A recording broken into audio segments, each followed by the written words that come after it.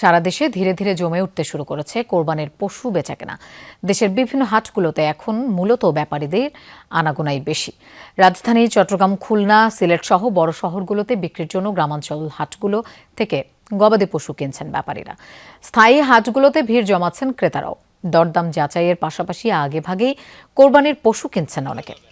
বরাবরের মতোই বড় গরুর চেয়ে দেশি মাঝারি গরুর চাহিদাই বেশি। দাম নিয়ে মিশ্র প্রতিক্রিয়া ক্রেতা বিক্রেতাদের। আগামী কয়েকদিনের মধ্যে বেচাকেনা জমজমাট হয়ে উঠবে বলে জানিয়েছেন হাটের ইজারাদাররা। হাটে চুরি, ছিনতাই ও জাল টাকা প্রতিরোধে তৎপর আইন শৃঙ্খলা বাহিনী। এছাড়া সেবা দিতে কাজ করছে প্রাণী সম্পদ অধিদপ্তরের মেডিকেল টিম। দেশাল গরু একটা কিনতে আছে আপনি 80-90 মধ্যে। গরু আসতেছে, আসলে তারপরে দেখে শুনে কিনবো। ঘুরলাম, দেখলাম মোটামুটি সাধ্যের মধ্যে আছে আর কি, গরুগুলা কিনা যায়। বড় গরু পাবনাতে একটু কম চলে, তারপরেও মোটামুটি আলহামদুলিল্লাহ মাঝারি একদম 4 থেকে 6 এর মধ্যে গরুর চাহিদা বেশি। আমাদের প্রশাসনিক ব্যবস্থা আছে, আমাদের নিজস্ব সিকিউরিটির ব্যবস্থা আছে, যাতে ব্যবসায়ীরা সুন্দরভাবে শৃঙ্খলার সাথে নিরাপত্তার সাথে গরু কিনতে পারে।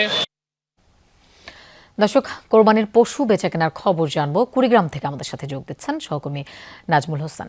নাজমুল, হাটে পশু সরবরাহ কেমন দেখছেন আর বেচাকেনা কতটা জমলো? লোপা, আমি যদি বলি আসলে হাটে বেচাকেনা খুব একটা জমেনি।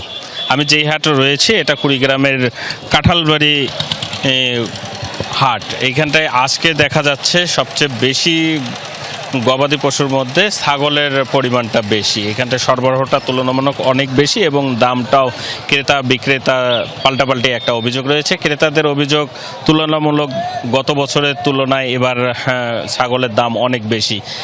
এখানটায় আমি একটু উদাহরণ দিতে যাচ্ছি যে ছাগলের কেজি হিসাব করে বলতে গেলে দামটা নির্ণয় করা হচ্ছে। যে ছাগলের যত কেজি ঠিক 1000 টাকা করে কেজি প্রতি নির্ধারণ করে সেই হিসেবে বিক্রি হচ্ছে, যার কারণে বাইরের থেকে যে ক্রেতা আসার কথা সেটা না থাকার কারণে খুব একটা জমজমাট হচ্ছে না।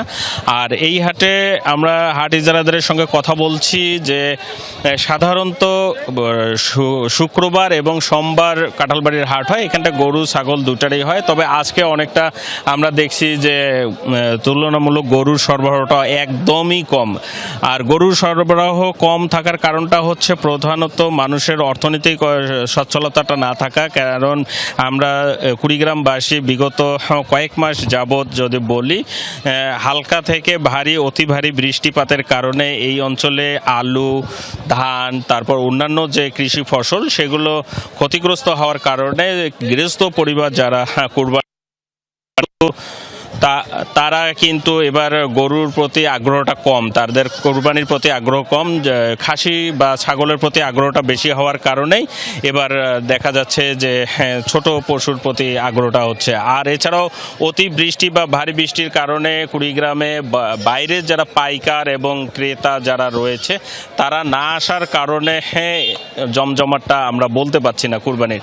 তবে ইজারাদারদের দাবি যে সামনে দিন যত গড়াবে, শুষ্ক সময় আসবে, তাতে আশা করছে যে এখনো হাতে বেশ কয়েকদিন সময় আছে। ধন্যবাদ নাজমুল আমাদের সাথে যোগ দেওয়ার জন্য।